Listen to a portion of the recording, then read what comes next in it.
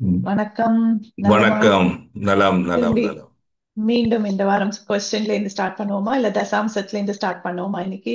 இன்னைக்கு தசாம்சங்களுடைய ஃபவுண்டேஷன் வந்து ஒரு 20 மினிட்ஸ் பேசிட்டு பேலன்ஸ் வந்து நம்ம இந்த கொஸ்டின் ஆன்சர் நிறைய வந்திருக்கு இல்லையா, அதையும் டச் பண்ணிடுவோம். அருமை. So will do. Okay, so இன்னைக்கு வந்து தசாம்சத்தினுடைய அடிப்படையிலேருந்து டீப்பாக போய் நம்ம ஒவ்வொரு லெசன்ஸாக பார்ப்போம் இனி வரக்கூடிய வீடியோக்குள்ள. ஸோ தசாம்சம்னா என்ன? தசாம்சம் என்றால் ஒரு மனிதனுடைய கேரியர் அண்ட் என்னெல்லாம் வந்து அவர் வந்து அந்த வேர்ல்டுக்கு வேண்டி செய்யறாரு, கர்மாவை அந்த வேர்ல்டுக்கு வேண்டி செய்யறாரு, ஆக்ஷன்ஸ் என்னெல்லாம் பண்றாரு, இதையெல்லாம் பார்க்கக்கூடிய ஒரு இடமாக தசாம்சம் இருக்கிறது. தசாம்சம் என்று சொன்னாலே ஒவ்வொரு பாவத்திற்கும் ஒவ்வொரு காரகர்கள் இருக்காங்க. காரகர்னா என்ன? கடவுளுடைய கை என்று பொருள்.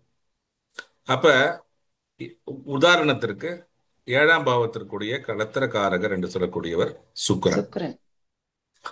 ம், அதே மாதிரி நாலாம் இடத்திற்குரிய பிரைமரி சிக்னிபிகேட்டர் அப்படின்னா யாரு அப்படின்னா மூன், சந்திரன். சந்திரன்.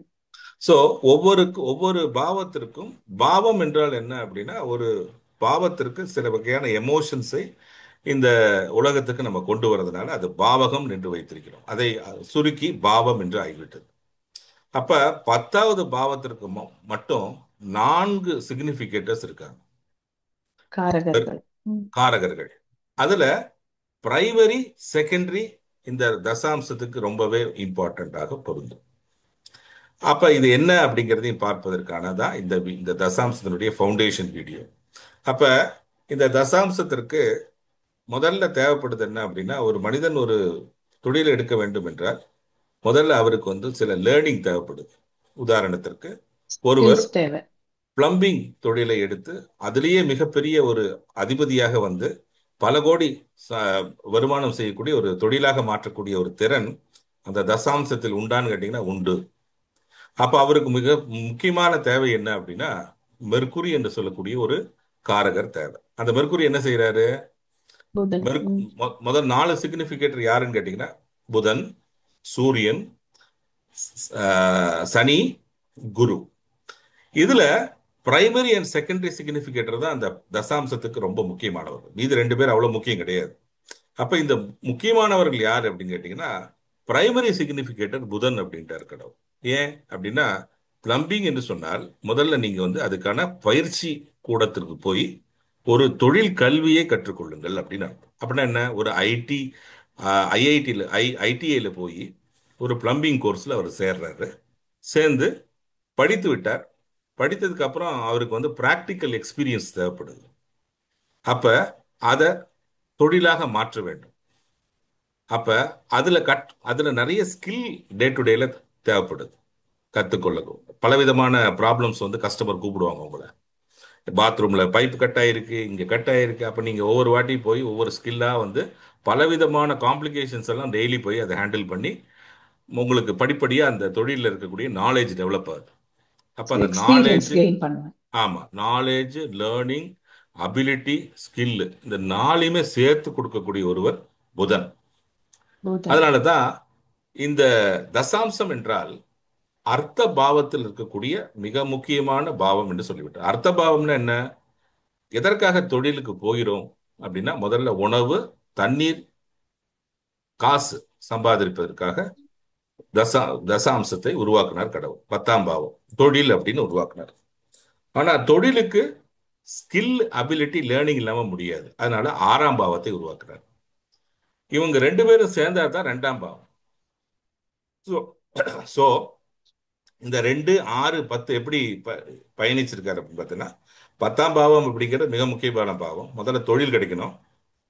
தொழிலுக்கு கிடைக்கணும்னா தொழிலை யார் உங்களை ரெக்ரூட் பண்றாங்களோ, உங்களை தொழிலில் வைக்கிறாங்களோ, இல்லை நீங்களே சொந்தமா தொழில் செஞ்சாலும் அதற்கு தேவை அடிப்படை என்ன? 6ஆம் பாவத்துல இருந்து வருது. என்ன? Ability, skill, learning. அப்ப அதனால இருக்கிறதுலே மிக முக்கியமாக ஜாதகத்துல என்ன சொல்லியிருக்காங்க? இருக்கிறதுலே ஒரு ஸ்பெஷாலிட்டி அந்த இடத்துக்கு கொடுத்துரு. என்ன ஸ்பெஷாலிட்டி? ஒரே ஒரு கிரகம் மட்டும்தான் உச்சம் அடையக்கூடும். மீதி எந்த கிரகமும் எந்த ராசிகளையும் உச்சமடைய முடியாது. கன்னி அதுவும் தன்னோட ராசியில சொந்த வீட்டிலேயே. சொந்த வீட்டிலேயே உச்சமடையக்கூடிய ஒரே கிரகம் இந்த புதன் தான். அதற்கு புதன். ஏன் அப்படி ம். கடவுள் கொடுத்தாரு அப்படின்னா இது இல்லாம யாராலையும் ஜீவிக்க முடியாது. அதனால அந்த அவருக்கு ஒரு ஸ்பெஷல் இதை கொடுத்துரு அப்படின்ட்டார் கடவுள். அப்ப சம்பாதிக்க வேண்டும், உணவு, தண்ணீர் இதையெல்லாம் வைத்துக்கொள்ள வேண்டும் என்றால் ஒரு லேர்னிங் அண்ட் அபிலிட்டி ஸ்கில்ல நீங்களும் போய் பண்ணணும் அப்படின்னு அர்த்தம். அப்ப திடீர்னு வர முடியாது இல்லையா? அதனாலதான் அப்ப இந்த 6ஆம் பாவத்தில் இருக்கக்கூடிய மெர்க்குரி அதை கொடுக்குறாரு. சரி, ஆனா அது மட்டும் போதுமா? போதாது. அப்ப செகண்டரி சிக்னிபிகேட்டர் வராரு. அவரை அவரை புரிஞ்சுக்கணும்னா தசாம்சத்தை ப்ராப்பரா புரிந்து கொள்ள வேண்டும். அப்ப தசாம்சத்துக்கு கன்ஸ்ட்ரக்ட் பண்ண இன்னைக்கெல்லாம் சாஃப்ட்வேர் வந்துருச்சு, டக டக்குன்னு பண்ணிடலாம். பட் உங்களுக்கு உதாரணத்துக்கு டக்குன்னு சொல்லி கொடுக்கறதுக்கு ஒரு பேசிக் மெத்தட்ல சொல்லி கொடுக்குறேன். ஆட் சைன், ஈவன் சைனாக இந்த ராசி 12 ராசிகளை பிரித்துக் கொள்ள வேண்டும். ஒற்றைப்படை ராசிகள், இரட்டைப்படை ராசிகள். ஒற்றைப்படைனா மேஷம், மிதுனம், சிம்மம் இதெல்லாம் விட்டுட்டு ஒற்றைப்படை ராசிகள். இரட்டைப்படை ராசிகள் ரிஷபம், ரிஷபம், கடகம், கடகம். கன்னி, இது மாதிரி எல்லாம் இரட்டைப்படை ராசிகள். அப்ப கவுண்ட் வந்து தசாம்சத்தில் இருக்கு ராசி கட்டத்தை வைத்து தான் தசாம்சத்தை கன்ஸ்ட்ரக்ட் பண்ண போறோம். இப்ப முதல்ல ஃபவுண்டேஷன் என்ன? தசாம்சம் என்பதை ராசி கட்டத்திலிருந்து கன்ஸ்ட்ரக்ட் பண்ணக்கூடிய ஒரு கட்டம் தான். இப்ப ராசி கட்டத்தில் லக்னம் எங்கே இருக்கிறது, உங்களுடைய பாக்கி ஒரு நவகிரகங்கள் எங்கே இருக்கிறதோ அது ஒற்றைப்படையில் இருந்தால் அங்கிருந்து அதே இடத்திலிருந்து கவுண்ட் ஸ்டார்ட் செய்ய வேண்டும் என்றும், இரட்டைப்படை என்றால் அங்கிருந்து 9வது இடத்திலிருந்து கவுண்ட் ஸ்டார்ட் ஆகும். இதுதான் பிரின்சிபிள். அப்ப இந்த 1, 9 எங்கேருந்து வந்தது அப்படின்னு கேட்டீங்கன்னா, அந்த 1ஆம் பாவத்தினுடைய காரகர் ஒருத்தர் இருக்கார். அவர் யாரு அப்படின்னா சூரியன். சூரியன்.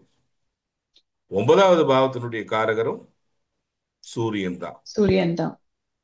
அவங்க 2 பேரும் சேர்ந்து என்ன சொல்றாங்க? அதெல்லாம் ஓகே, யாரு வந்து தொழிலை டிவைடு செய்து கொடுப்பாங்க?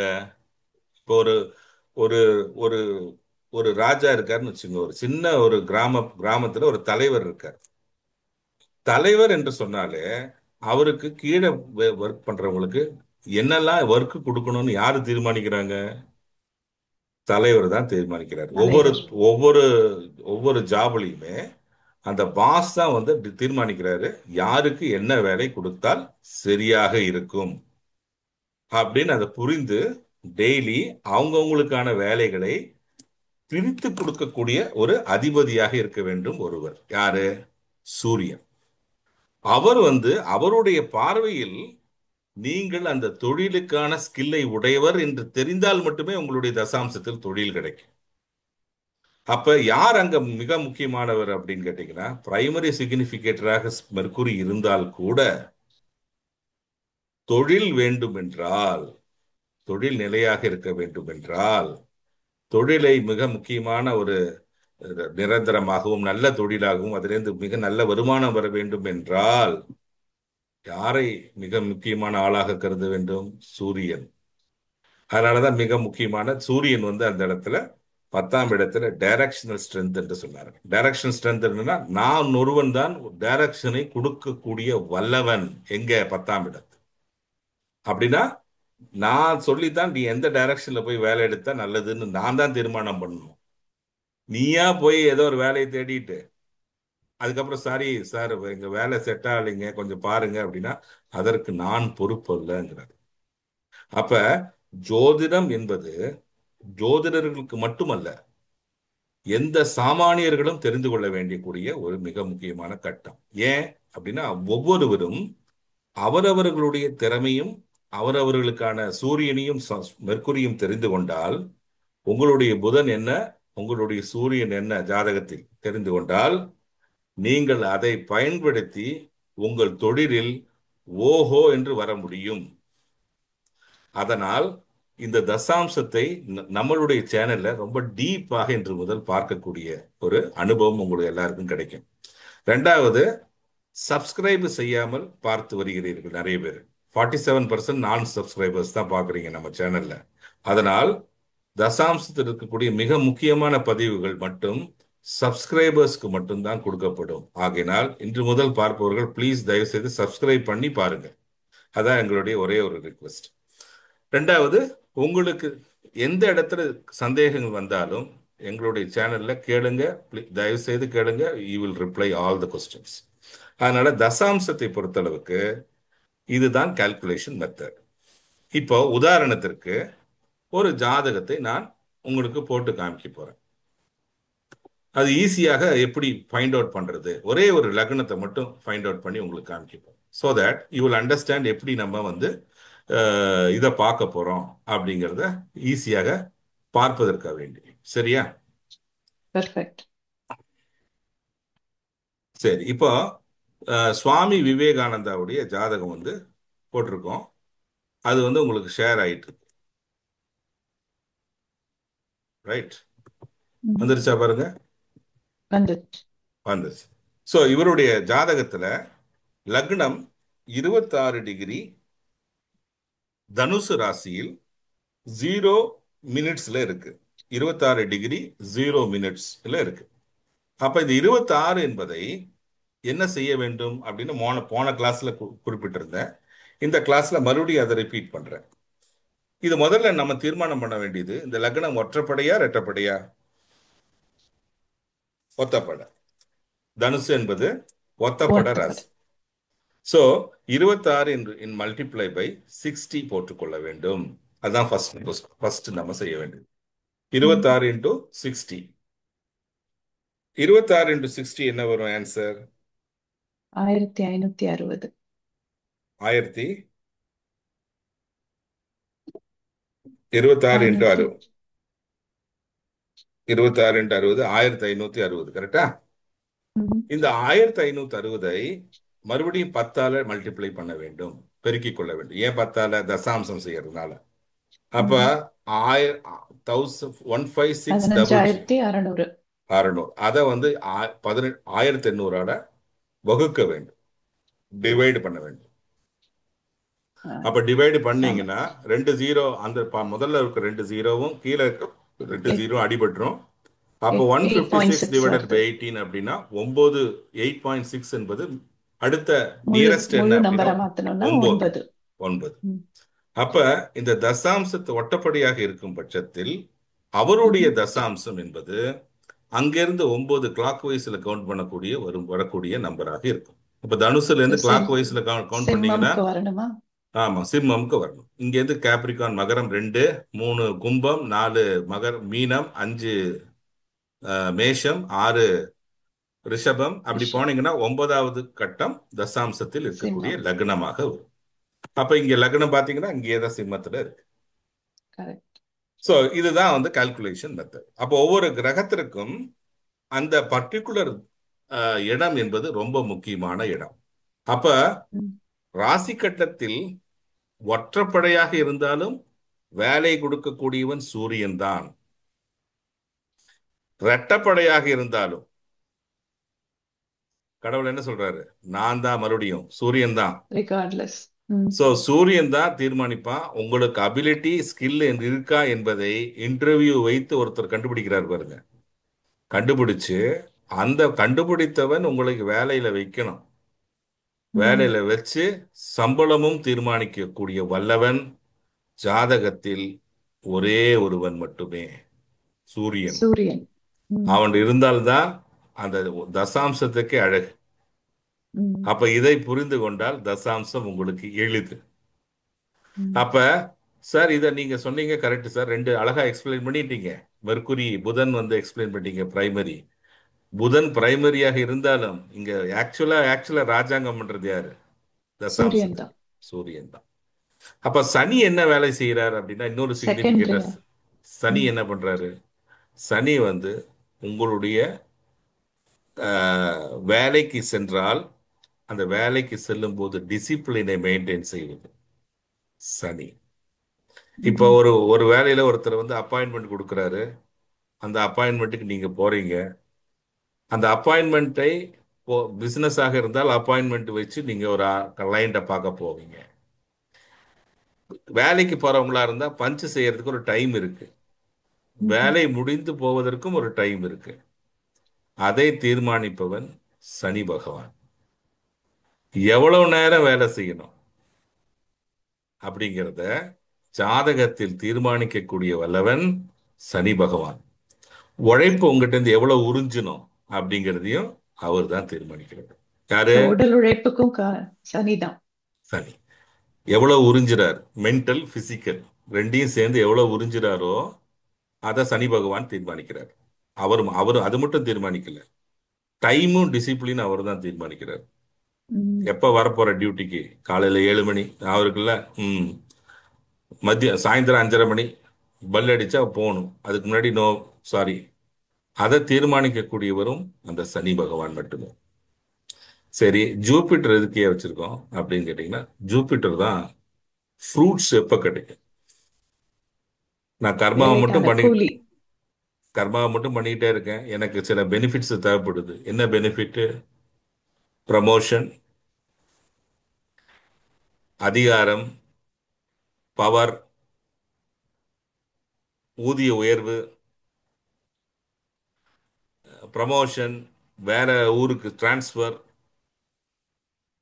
இந்த வேலையிலேருந்து வெளிநாட்டு வேலைக்கு போகணும். இது எல்லாம் தீர்மானிக்கக்கூடிய ஒரே ஒரு ஆள் தான் இருக்காரு. அவர் யாரு? குரு. குரு. இவங்க 4 பேரும் சேர்ந்து தான் ஒரு ப்ரொஃபஷனை வந்து எப்படிப்பட்ட கேரியர்ல கொண்டு போகணும் அப்படின்னு இருக்கு. ஆனா இது இவ்வளவு தசாம்சத்தை குறித்து உங்களுக்கான அடிப்படைகளை கொடுத்துட்டேன்.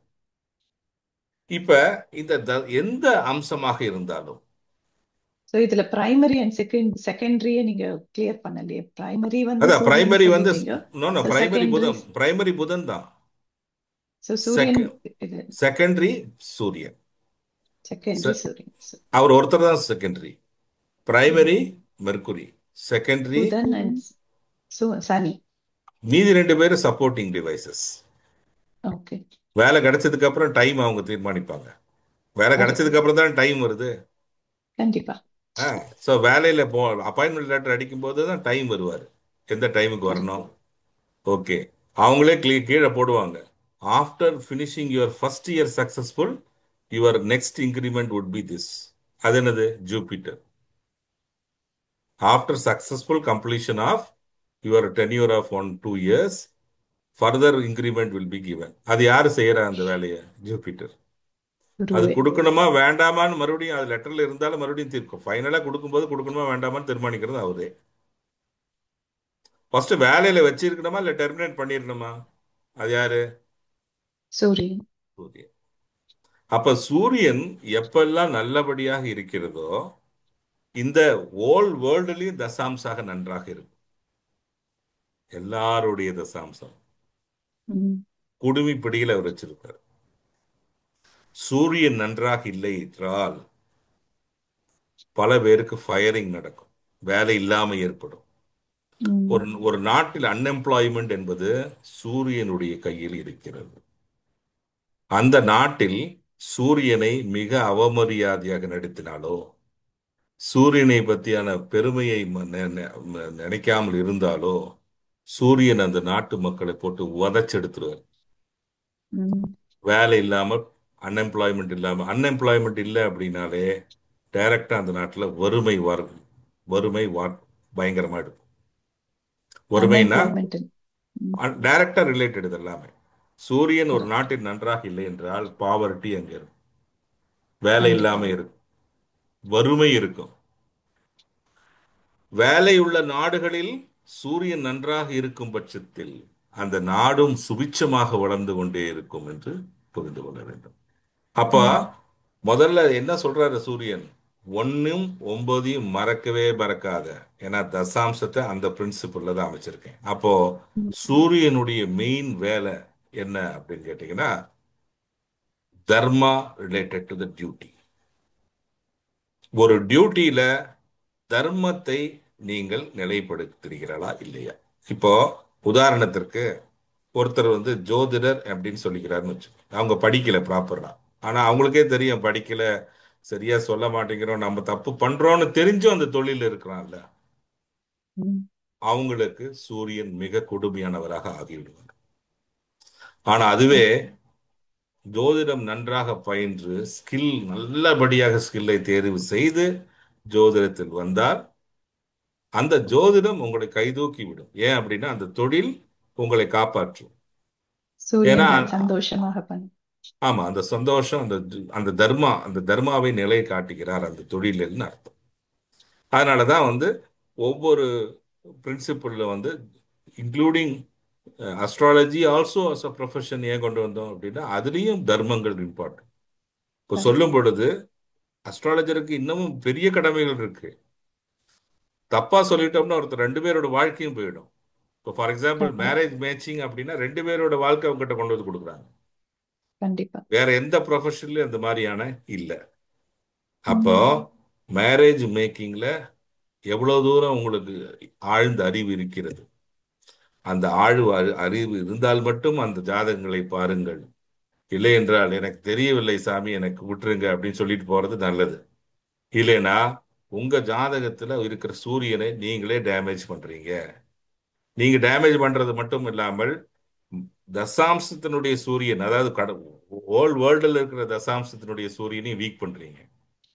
ஸோ உங்களை மாதிரியான ஆட்கள் தொழில தர்மா இல்லாமல் நடந்தால் இந்த மாதிரியான பிரச்சனைகள் எல்லாம் ஏற்படும். இப்போ டாக்டர் இருக்காரு, அவர் கரெக்டான சிறப்பான டாக்டர், ஒரு பர்டிகுலர் பயிற்சி எடுத்து டாக்டரா இருந்தார் அப்படின்னா அவர் அந்த சர்ஜரி செய்யறது தப்பு இல்லை. ம். தெரியாமையே சர்ஜரி தெரியாமையே வந்து நான் சர்ஜரி பண்றேன் சாமின்ட்டு இறங்கி அது உயிருக்கே விளை வைக்கிற மாதிரி இருந்ததுன்னா நாட் குட் இல்லையா? அப்ப அவர் வந்து அதை கண்டிப்பா. பண்ணாம இருக்கிறது நல்லது. தெரிந்த தொழிலை தர்மத்தினுடன் செய்து அது நீங்க செய்யறது கரெக்ட் தானா அப்படின்னு உங்களுக்கு நல்லாக தெரிந்தால் அந்த தொழில் ஈடுபடுங்க. ஆல்சோ தர்மா, தர்மா ஆல்வேஸ் என்ஃபோர்ஸ். இப்போ உங்களுக்கு ஸ்கில் இருக்கு, அந்த ஸ்கில்லுக்கு தகுந்த மாதிரி இப்போ ஒரு பிளம்பிங் தொழில் நான் முன்னாடி சொன்ன மாதிரி பிளம்பிங் தொழிலுக்கு நார்மலா ஒரு பிளம்பரை கூப்பிட்டா எவ்வளவு இந்தியாவில எல்லாம் ஒரு 100 200 அப்படி கொடுப்போம் வச்சுங்க. ம். அந்த ம். பிளம்பருக்கு ஸ்கில் ஏகப்பட்டது. அப்போ அவர் 500 கேட்கிறாரு, தப்பில்லை, ஸ்கில். இப்ப இதே அவருக்கு அந்த 200 தொழில் இருக்கு. அந்த 200 ரூபாய் கொடுத்து அந்த பிளம்பருக்கு கொடுத்ததுக்கு அப்புறம் 2 வாரம் கழிஞ்சு ஐயோ அதே பைப்ல லீக் அப்படின்னா மறுபடியும் அதே பிளம்பரை கூப்பிட்டீங்கன்னா மறுபடியும் அதே 200 அவன் திருப்பி கேட்க போறான். ம். ஆனா அந்த முதல்ல வந்த பிளம்பர் இருக்கான் பாருங்க, அவன் கரெக்ட், அவன் முன்னாடியே உங்ககிட்ட என்ன சொன்னான், 400 கொடுங்க போதும் நான் செய்யறேன்னு. அது ம். பெர்ஃபெக்டா செஞ்சுட்டு போவான். ஆனா இந்த பிளம்பர் இருக்கான் பாருங்க, அரைகுறமா தெரிஞ்சு அந்த தொழில இன்னும் ஸ்கில் ஏற்படுத்தல, முதல் வாட்டி வரும்போது 200, 2 வாரம் கழிஞ்சு மறுபடியும் லீக், மறுபடியும் 1 வாரம் கழிஞ்சு மறுபடியும் அதே இடத்துல லீக். அப்ப மொத்தம் 600 கொடுத்துட்டோம் நம்ம அவனுக்கு. ஆனா முதல்ல வந்தவன வேண்டாம் சொல்லிட்டோம், அவன் 400 கேட்டான். ஆனா ம். மனிதர்கள் எப்பவுமே இந்த 400 கேட்கறவங்க கிட்ட போக மாட்டாங்க, அதான் பிரச்சனையே. They always will go for the people who are the lowest. ஆனா இந்த பதிவு தசாம்சம் போட்டதுக்கு அப்புறம் இது மாறணும்னு எதிர்பார்க்கிறேன். ஏன் அப்படின்னா ஒரு பர்டிகுலர் பர்சனுக்கு அறிவு இருந்து ஸ்கில் இருந்து அதை போற்றுங்கள், மரியாதை கொடுங்க அவனுக்கு. அந்த பர்டிகுலர் தொழில அவன் இருக்கான், சிறந்து விளங்குவான், ஓகே சூப்பரா இருக்கான், அவனுக்கு கரெக்டா அவன் கொடுத்தா அவன் சூப்பரா இருக்கும். அந்த கான்பிடன்ஸ்ல அவர் கேட்கறத கொடுத்துடலாம், என்ன பிரச்சனை? அதுக்கப்புறம் உங்களுக்கு அந்த ப்ராப்ளமே வராம பாத்துக்கிறான் அவன். 2 வருஷத்துக்கு அதுக்கப்புறம் பிளம்பிங் ப்ராப்ளமே வரல. அது கரெக்ட். நல்லதா இல்ல மாசம் மாசம் கூப்பிடுறது நல்லதா? அது நீங்க தான் யோசிக்கணும். ஸோ அதை பேஸ் பண்ணி தான் கம்ப்ளைண்ட் ஒன்ஸ் எல்லாமே. And be happy for ever.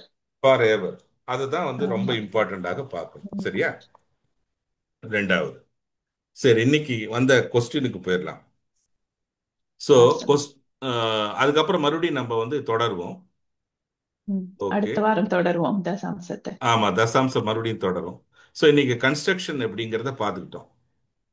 Right. So இன்னைக்கு முதல் கேள்வி வந்து சித்ரா லக்ஷ்மன் அப்படிங்கிறவங்க வந்து ஒரு ஜாதகத்தில் ஒரு பெண் ரொம்ப அழகு என்று வைத்துக் கொள்வோம், அதை ஜோதிடர்கள் எப்படி கண்டுபிடிப்பீர்கள் அப்படின்னு கேட்டிருக்காங்க. சூப்பர். பெண் அழகா இருக்காளா இல்லையாங்கிறத ஜாதகத்தை வச்சே கண்டுபிடிக்கணும்னு ஆமா கேக்குறாங்க. ஆமா ஒரு பெண்ணுடைய ஜாதகம் உங்களுக்கு வந்திருக்கு, அந்த பொண்ணு அழகியா இருப்பாளா அப்படிங்கறது எப்படி கண்டுபிடிப்பீங்க? இதுதான் இது கேள்வி. நிஜமாவே சேலஞ்சிங் கொஸ்டின். அழகுங்கிறது ஒவ்வொருத்தர் கண்ணுக்கும் ஒவ்வொருத்தர் மாதிரி தெரியும் ஆமா. இல்லையா? சோ இதுல ஜோதிடம் என்ன சொல்லுது அப்படின்னா பெண்கள் ஜாதகத்திற்கு தனியா ஒரு ஜோதிட செக்ஷன் வச்சிருக்காங்க. ஓகே. அந்த ம்ஹும். செக்ஷன்ல கொடுத்த ரூல்ஸ் படி அதுல என்ன சொல்லியிருக்காங்க அப்படின்னா ஒரு பெண்ணின் ஜாதகத்தில் சந்திரன் ஜென்ம லக்னமாகவும் இருந்து இரட்டப்பட ராசிகளாக அமைந்தால் அந்த ஜாதகி மிக அழகானவளாகவும் சுந்தரியாகவும் இருப்பார்னு சொல்லுவாங்க. அப்போ அதுக்கு ஒரு எக்ஸாம்பிள் என்ன சார் அப்படின்னு கேட்டீங்கன்னா, உதாரணத்திற்கு கடக லக்னம் ரெட்டப்பட, ம்ஹும். சந்திரன் அங்கேயே இருக்காரு, ரெட்டப்பட. சந்திரன் சொந்த வீட்லயே இருக்கார். ரெட்டப்பட எனக்கு தேவை ம். சந்திரன் ரெட்டப்பட. கரெக்ட். ரெண்டாவது ஜென்ம லக்னம் ரெட்டப்படை. இப்ப ம். அடிப்படை என்ன? ஜென்ம லக்னமும் ரெட்டப்படையாக இருந்து சந்திரன் சந்திரனுடைய இருக்கிற லக்னமும் இடமும் ரெட்டம். இடமும் ரெட்டப்படையாக ம். இருந்தால் அந்த ஜாதகி மிகவும் அழகு வாய்ந்தவள். அழகு என்றால் பல விதத்தில் அழகாக, ஒரு ஒரு பெண்ணுக்கான தேவையான அனைத்து அழகும் அவளுக்கு இருக்கும் அப்படின்னு அர்த்தம். ம். அப்ப ஆப்போசிட் செக்ஸ் வந்து ஈஸியாக கவரக்கூடிய ஒரு அழகியாக இருப்பார்கள் அப்படின்னு அர்த்தம். அப்ப அதுக்கான அந்த அழகியாக இருக்க வேண்டும் என்றால் ஜோதிடத்தில் இருக்கக்கூடிய ஃபர்ஸ்ட் ரூல் என்ன அப்படின்னா ஜென்ம லக்னம் ரெட்டப்படையாக இருக்க வேண்டும். ரெட்டப்படை ம். என்பது ஃபீமேலுக்கான அறிகுறி. அதனாலதான் ரெட்டப்படை. ஆமா. அதுலயே ரிஷபம் கண். ம். ஆமா, அதுலயே சந்திரன் பெண் கிரகம். அந்த பெண் ம். கிரகமும் இரட்டைப்படையாக இருக்கும் பட்சத்தில் அந்த ம். அந்த அந்த பெண்கள் மிக அழகிகளாக இருப்பார்கள். தோற்ற ம். பொலிவோட அழகாக இருப்பார்கள். ம். ம்.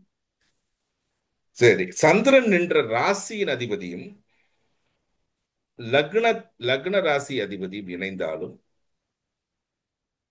பெண் ராசி, அதாவது பெண்கள் இருக்கும், பெண்கள் ராசின்னு சொல்லக்கூடிய சில ராசிகள் இருக்கு. அந்த ராசிகள் இருந்தாலும் அந்த பெண் அழகானவள் என்று அர்த்தம். சரி. சோ பெண் ராசிங்கிறது ரெட்டப்பட ராசி தானே பெண் ராசின்னு சொல்றோம். ஆமா, இப்ப உதாரணத்திற்கு பெண் ராசி என்றால் கன்னி ராசியே பெண் ராசின்னு சொல்லுவோம். ம். அந்த பெண் கரெக்ட். ராசியாக இருந்தாலும் அழகானவள் அர்த்தம். லக்னத்தில் சந்திரன் இருந்தாலும் அனைவரும் கவரக்கூடிய அழகிகளாக இருப்பார்கள் அப்படின்னா. ம். சரி, லக்னத்திற்கு சுக்கிரன் சந்திரன் ரெண்டு பேரும் இருந்தாலும் கற்பனைக்கு எட்டாத அளவுக்கு அவளுடைய அழகு இருக்கும் சொல்லிட்டார் கடவுள். அப்படின்னா என்ன? ம். ம். லக்ன பாவத்தில் சந்திரனும் சூரியனும் ரெண்டு பேருமே இருந்தால் அவர்கள் மிக அழகிகளாக இருப்பார்கள் அப்படின்னு, மிகவும் மிஸ் வேர்ல்ட் எல்லாம். ஆமா, மிஸ் ம். வேர்ல்ட் அந்த மாதிரி மிக மிக அழகாக இருப்பார்கள். சரி, லக்னத்தில் சந்திரன் இருந்தால் ஜாதகி அழகானவள், அதுதான் முதல் ரூல். சரி, ம். ஏழில் சந்திரன் இருந்தால் அவளுடைய கணவர்மார்கள் அழகாக இருப்பார். ஸ்பவுஸ். பொண்ணா ஸ்பௌஸ். இருந்தா ஸ்பவுஸ் ஆண் ஆமா, அழகா இருப்பாங்க. ஆமா. ஓகே. ஓகே.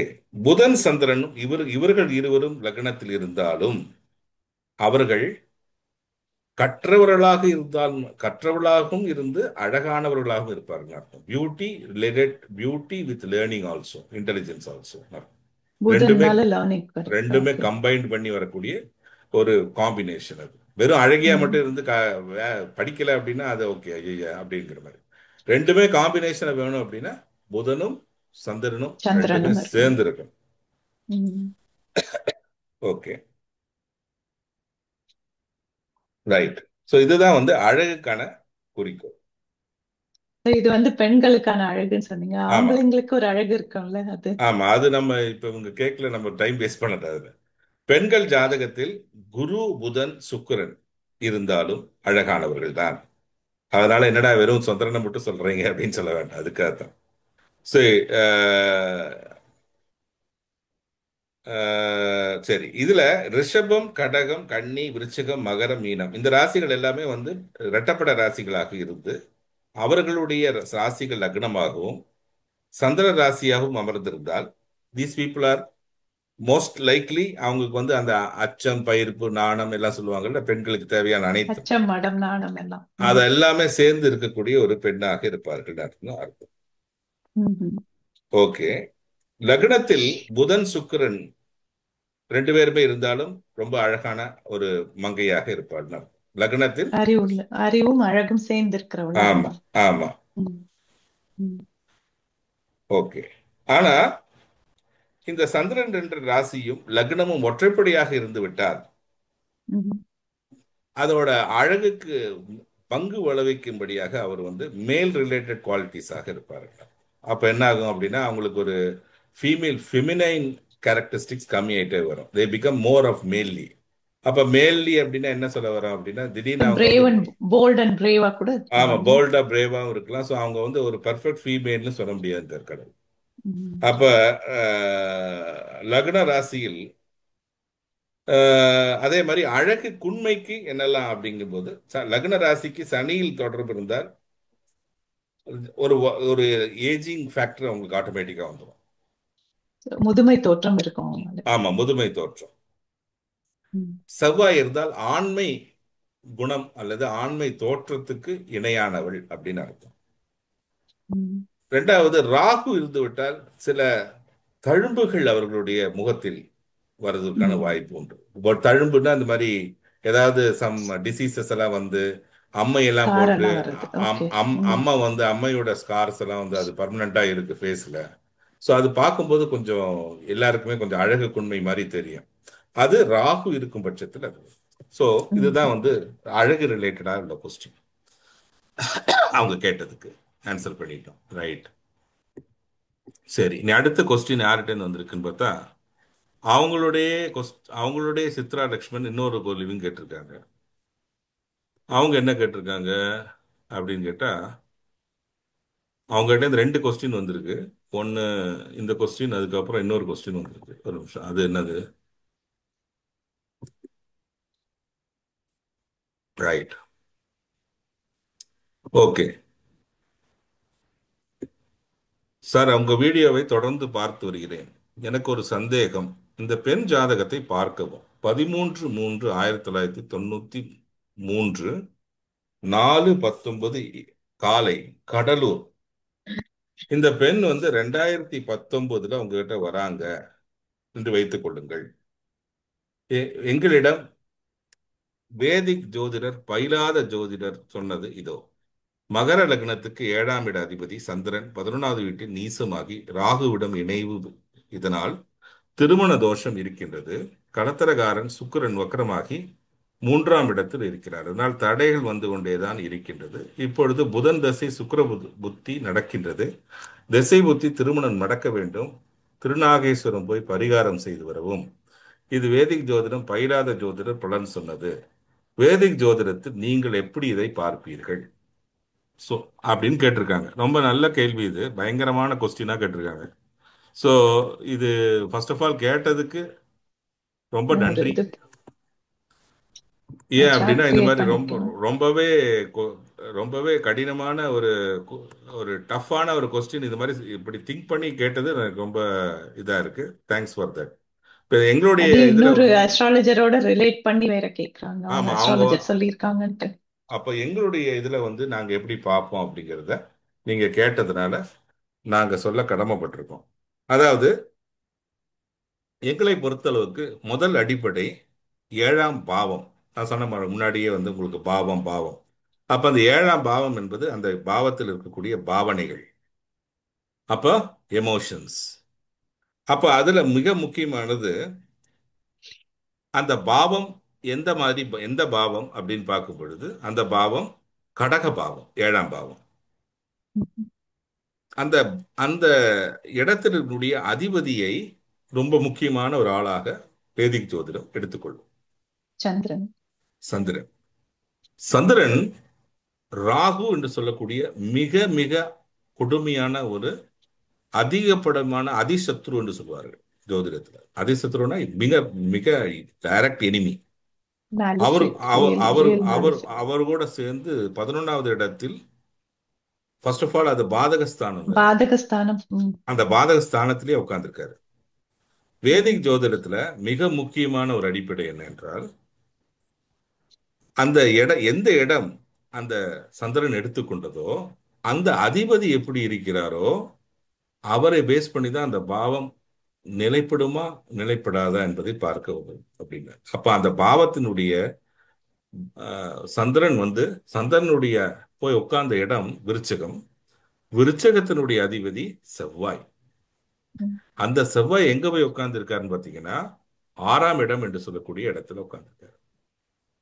அது கல்யாண தடையை காட்டுகின்றது. ஏன் கல்யாண தடையை காட்டுகின்றது அப்படின்னா, கல்யாணத்திற்கு கல்யாணம் என்பது எப்பவுமே 7ஆம் பாவம் என்று சொன்னாலும் வேதிக் ஜோதிடத்தில் 6ஆம் பாவத்துக்கு தான் ஃபர்ஸ்ட் ப்ரிஃபரன்ஸ். கன்னி முதல்ல கழிந்தா தான் கல்யாணம். கன்னி கழியவில்லை என்றால் கல்யாணம் இல்லைன்னு. அப்ப முதல் எடுத்த உடனே வேதிக் ஜோதிடத்தை எங்க எடுத்த உடனே மாறுபடுறோம் அப்படின்னா, 7ஆம் பாவத்தை விட மிக முக்கியமான பாவம் 6வது பாவம். அந்த 6ஆம் பாவத்தில் இது போன்ற அமைப்புகள் இருக்கக்கூடாது. இந்த இடத்துல ஃபர்ஸ்ட் ஆஃப் ஆல் சந்திரனுடைய உட்கார்ந்த அதிபதி செவ்வாய் நேரா போய் 6ஆம் இடத்துல உட்கார்ந்துக்கிட்டார். அது முதல் ப்ராப்ளம். ரெண்டாவது, அந்த செவ்வாய் தான் பாதகாதிபதி கூட. ம். அதனால் இதனுடைய பிரச்சனைகள் டபுள் ப்ராப்ளம் அர்த்தம், டபுள் தடைகள் அப்படின்னு அர்த்தம். ரெண்டாவது, இந்த அதிசத்ருவாக இருக்கக்கூடிய அந்த ராகு குடும்பஸ்தானத்திற்கான அதிபதி. அப்ப குடும்பத்தை செய்ய விடாமல் தடுக்கக்கூடியதும் அந்த அதிசத்ருவாக இருக்கக்கூடிய அந்த ராகு தான். சரி,